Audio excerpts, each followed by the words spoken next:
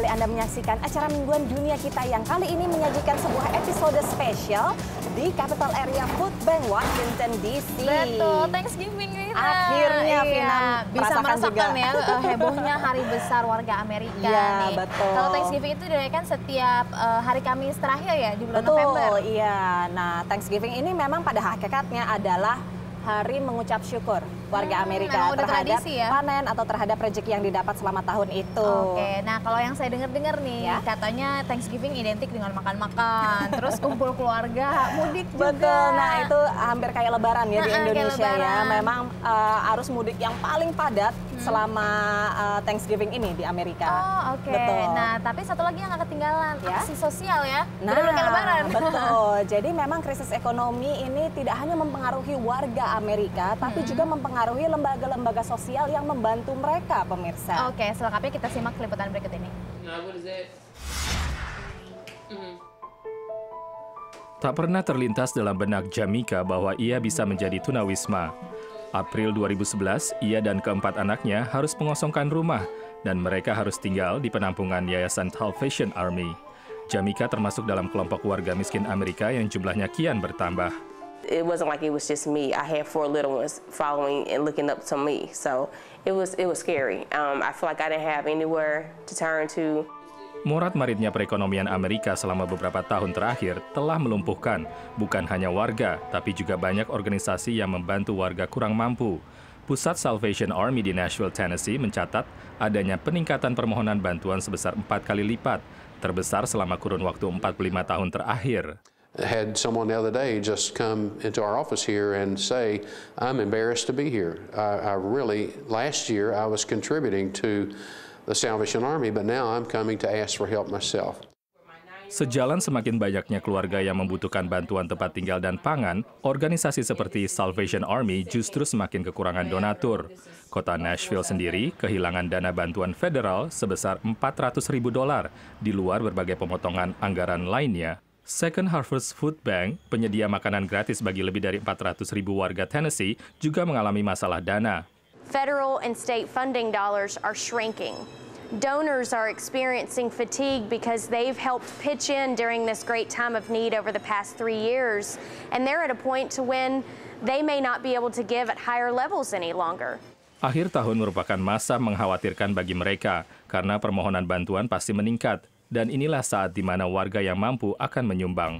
Tapi, mampukah jumlah sumbangan memenuhi lonjakan permintaan? We've had to be innovative, we've had to be more collaborative than ever before. Kembali ke Jamika yang berjuang keluar dari masalah, ia baru saja mendapat ijazah tingkat SMA dan kini mengambil kelas manajemen keuangan. Baginya yang penting anak-anaknya tetap berpikir positif. They realize now that you cherish what you have and you don't take it for granted.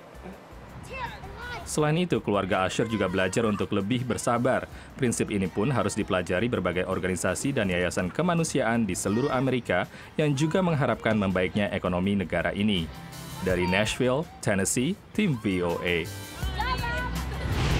Ya pemirsa, seperti yang sudah kita bilang tadi ya bahwa sekarang kita sedang berada di gudang Capital Area Food Bank ya, dan sekarang kita sudah bersama dengan salah seorang pengurus organisasinya untuk bertanya lebih lengkap seperti apa sih Capital Area Food Bank ini.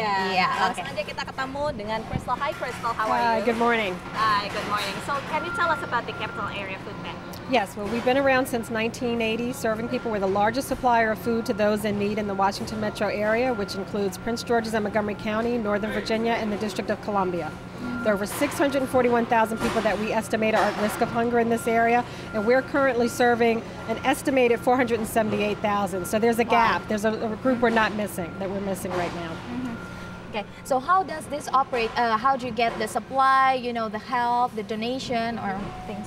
Well, we have over 400 resources where we get the food. Grocery stores, manufacturers, Giant and Safeway, and many other grocery stores are actually on our board. Community food drives. I mean, as you can see around here, it's very busy today. And we have over 14,000 volunteers that provide time to help us sort through this food, and it saves us over $1.7 million annually. So how do you distribute the food?